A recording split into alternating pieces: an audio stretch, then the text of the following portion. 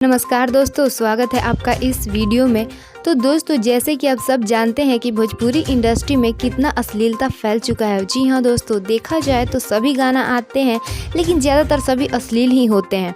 दोस्तों, इसी गाना को लेकर के बहुत ऐसे लोग हैं जो सिर्फ खेसारी लाल यादव को जिम्मेवारी ठहरा रहे हैं कि जितना भी भोजपुरी इंडस्ट्री में अश्लील गाना आता है वो सिर्फ खेसारी लाल यादव की वजह से आता है। इसी बात को लेकर के दिनेश लाल निरहुआ लाइव आए हैं और लाइव आकर के क्या कहे हैं, दरअसल मैं आपको पूरी खबरें इस वीडियो में बताऊंगी। वीडियो को स्किप ना करते हुए लास्ट तक जरूर देखिएगा। और हाँ दोस्तों, अगर अभी तक आपने हमारे इस चैनल को सब्सक्राइब नहीं किया है तो तुरंत सब्सक्राइब कर लीजिए।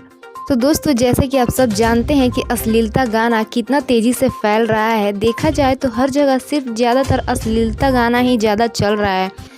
दोस्तों, अश्लीलता गाना ये सब इतना ख़राब होता है कि हम सब फैमिली के साथ भी ये नहीं सुन सकते हैं। और देखा जाए तो सभी लोग ज़्यादातर इसी को पसंद करते हैं।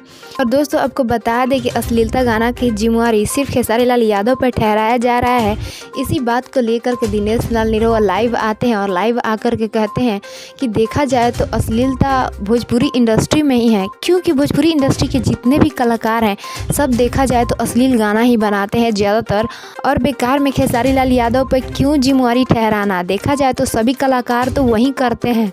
और दोस्तों, दिनेश लाल निरहुआ ने ये भी कहा है कि बहुत जल्द भोजपुरी इंडस्ट्री से अश्लीलता को मिटा दूंगा, क्योंकि भोजपुरी इंडस्ट्री में ही अश्लीलता है। और मैंने वादा किया है कि सभी गांव को अच्छा बना दूंगा, तो फिर मैं अपना भोजपुरी इंडस्ट्री को कैसे गंदा रखूं।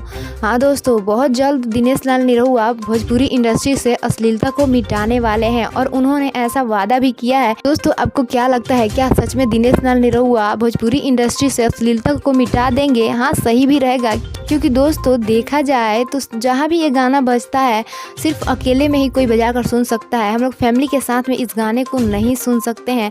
इसलिए अच्छा रहेगा कि ये सब गाना भोजपुरी इंडस्ट्री में बंद हो जाए और अच्छे अच्छे गाना आए जो हम लोग फैमिली के साथ सुन सके, उसको देख सके। जी हाँ दोस्तों, तो दोस्तों आपको इसके बारे में क्या कहना है, आप अपनी राय कमेंट्स बॉक्स में ज़रूर बताइएगा। और वीडियो अच्छा लगा तो लाइक कर दीजिए और चैनल को सब्सक्राइब कर दीजिए।